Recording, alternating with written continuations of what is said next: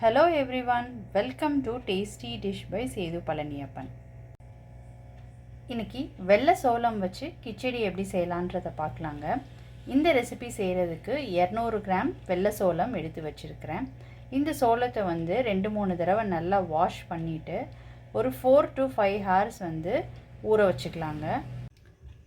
2 தடவை நல்லா வாஷ் பண்ணி எடுத்துக்கிட்டு ஊற வச்சுருக்கிறேங்க. நல்லா ஊறினதுக்கப்புறம் என்ன செய்யலான்றதை பார்க்கலாம். வெள்ளை சோளம் ஊற வச்சுருந்தது நல்லா ஊறிடுச்சு. இப்போ தண்ணியை வடிச்சிட்டு எடுத்துக்கலாங்க. கிச்சடி செய்கிறதுக்கு ஸ்டார்ட் பண்ணுறதுக்கு முன்னாடி பாசிப்பருப்பு எடுத்து 1/2 கப் பாசிப்பருப்பு எடுத்துருக்குறேங்க. அதை கழுவிட்டு ஒரு 10 நிமிஷம் ஊற வச்சுக்கோங்க. காயெல்லாம் வதங்குற நேரத்துக்கு இது ஊறிட்டுருக்கட்டுங்க. இப்போ வெள்ளை சோளம் கிச்சடி செய்ய ஸ்டார்ட் பண்ணிக்கலாங்க. ஒரு குக்கரில் கொஞ்சம் எண்ணெய் விட்டுக்கிறேன்.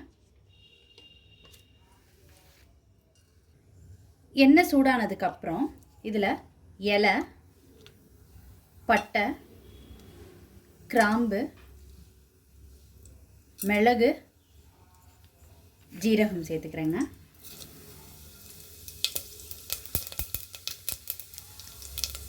கேஷ்யூ ஆப்ஷனலுங்க, வேணும்னா சேர்த்துக்கோங்க. இதெல்லாம் பொரிஞ்சதுக்கப்புறம் இதில் காய் சேர்த்துக்கிறேன். கேரட், பீன்ஸ், கேப்சிகம், பச்சை பட்டாணி சேர்த்துக்கலாங்க. நான் காஞ்ச பட்டாணி வேக வச்சு சேர்த்துக்கிட்டு இருக்கேன். இது எல்லாத்தையும் சேர்த்து நல்லா வதக்கிக்கலாம். இஞ்சி துருவி வச்சுருக்கிறேங்க, அதை சேர்த்துக்கிறேன்.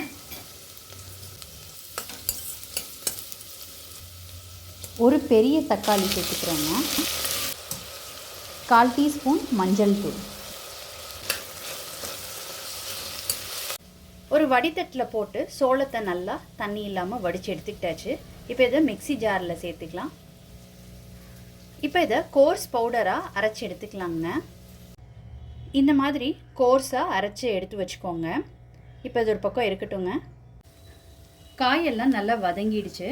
இப்போ இதில் ஊற வச்சுருந்த பருப்பை சேர்த்துக்கிறேங்க. தண்ணியை வடிச்சிட்டு நல்லா கலந்து விட்டுக்கலாம்.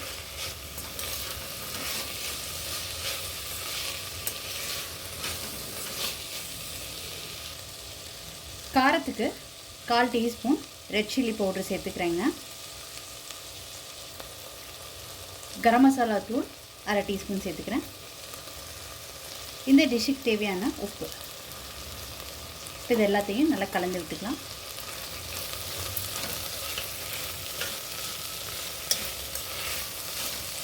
காரம் இன்னும் அதிகமாக வேணும்னா நீங்கள் பச்சை மிளகா கட் பண்ணி சேர்த்துக்கலாங்க. சின்ன பசங்க இருக்கிறாங்கன்னா நீங்கள் அவாய்ட் பண்ணிக்கலாம் பச்சை மிளகாவை. இப்போ இதில் தண்ணி சேர்த்துக்கலாங்க.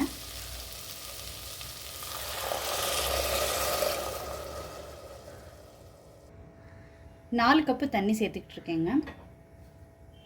1 கப் சோளத்துக்கு 4 கப் தண்ணி சேர்த்துருக்குறேன். இப்போ ஒரு கொதி வரட்டுங்க. இப்போ ஒரு கொதி வர ஆரம்பிச்சிருச்சுங்க. இப்போ நீங்கள் உப்பு காரம்லாம் கரெக்டாக இருக்கான்னு செக் பண்ணிக்கோங்க. செக் பண்ணிவிட்டு ஊற வச்சு அரைச்சி சோளத்தை சேர்த்துக்கலாங்க. நல்லா கலந்து விட்டுக்கலாம். கட்டி இல்லாமல் நல்லா கலந்து விட்ட பிறகு இதில் 1 ஸ்பூன் நெய் சேர்த்துக்கிறேங்க. இப்போ குக்கரை மூடி ஒரு 2-3 விசிலுக்கு வேக வச்சுக்கலாங்க.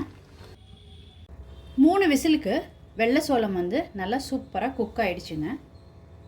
இப்போ ஃபைனலாக இதில் கொத்தமல்லி இலை போட்டுக்கிறேன். இதை நல்லா கலந்து விட்டுட்டு இறக்கிடலாங்க. நல்ல ஒரு ஹெல்த்தியான நியூட்ரிஷியஸ் பிரேக்ஃபாஸ்ட் ரெடி ஆகிடுச்சுங்க.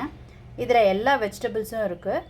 அதே மாதிரி வெள்ளை சோளமில் நிறைய சத்துக்கள் இருக்குங்க. இதை மார்னிங் பிரேக்ஃபாஸ்ட்டாக எடுத்துக்கிறதுக்கு உகந்தது.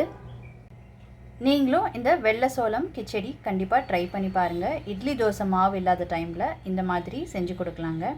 நீங்கள் ட்ரை பண்ணிவிட்டு உங்களோட கமெண்ட்ஸை சொல்லுங்கள். உங்களுக்கு இந்த ரெசிபி பிடிச்சிருந்துச்சுன்னா லைக் அண்ட் ஷேர் பண்ணுங்கள். உங்கள் ஃபேமிலி அண்ட் ஃப்ரெண்ட்ஸ்க்கு. Tasty dish by Sethu Palaniappan சேனலை சப்ஸ்கிரைப் பண்ணுங்கள். நோட்டிஃபிகேஷன் பெல்லை கிளிக் பண்ணுங்கள் for more videos. Thanks for வாட்சிங்.